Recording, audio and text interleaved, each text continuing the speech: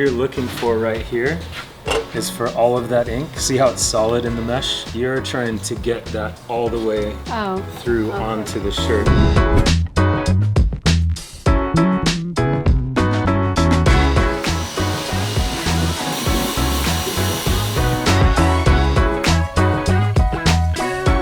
You want to place it kind of in the middle, but it's going to go the other way. Or is that on the side too? Yeah. Okay. If we had it the other way, the light would not hit the film first. It would hit the screen first. Good about there.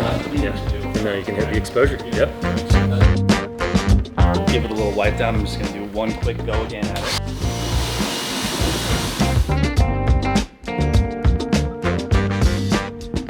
But when you are unsure of your exposure process and whether you have the kinks worked out or not, then I'll do one, I'll test it to make sure everything's good. And then if everything's good, I'll proceed and do a bunch more in a row.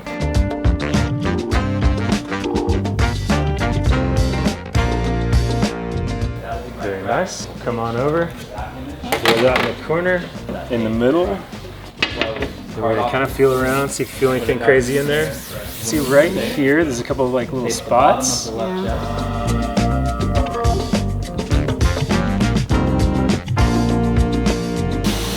Current spot, you're gonna flip it and it's gonna go straight down. It's gonna start about 4.5 inches down and you're gonna justify that to about 10 inches.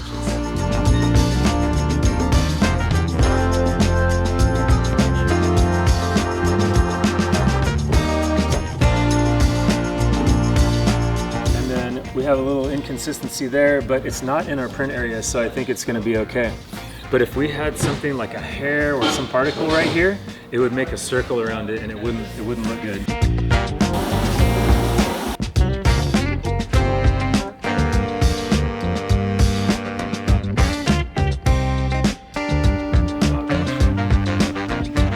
Oh, Mark! Oh, Mark! Oh, Mark! Oh, Mark!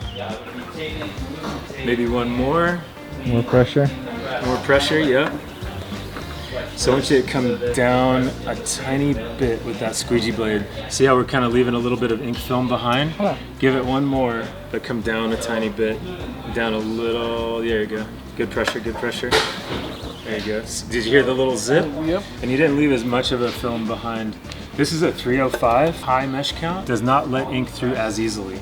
But let's lift it up and see what you got there. Oh, that's pretty good. So the 305 keeps these dots like perfect. Wow, it's a lot better detail than the sample prints I have. Wow. If you want to see what it looks like, you could do another layer. I think you're going to expand in here a little bit, which is fine. But what you risk by doing more layers is this tiny, the finest lines will close in on themselves if you overdo it. But if you want to do another one, no, I think I'm happy with what I see. Okay.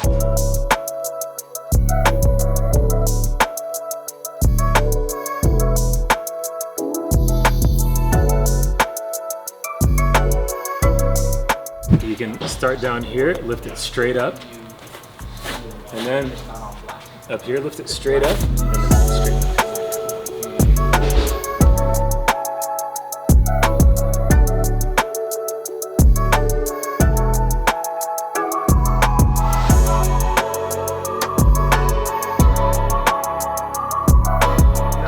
To shirt, yeah. Wow. Yeah.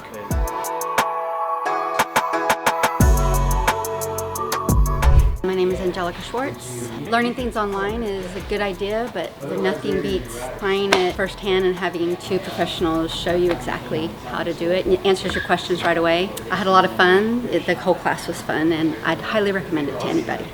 Just finished the screen print class and it was awesome. It was such a good value. Had a real great time learning all the techniques, and it's a whole different thing to see this stuff in person and try to learn on YouTube. 100% recommend. I would take this class again. Hey, my name is Umar. I came to this training session with Steven, and before coming here I had a lot of questions, and all of my questions were answered. I had a lot of hands-on experience. I would definitely recommend this training session to anybody who would either want to get their skills level up or want to like learn a lot more. So definitely come to this NorCal. I would definitely recommend it. This is one of my screens I worked on, and they helped me burn it from the scratch and do it all the way. So thank you so much, guys. Hey, what's up? Steven here with NorCal Screen Print Supply. We've got another great group of screen printing students. We're actually burning their own customer art onto screens for them. We're providing that as part of the class now.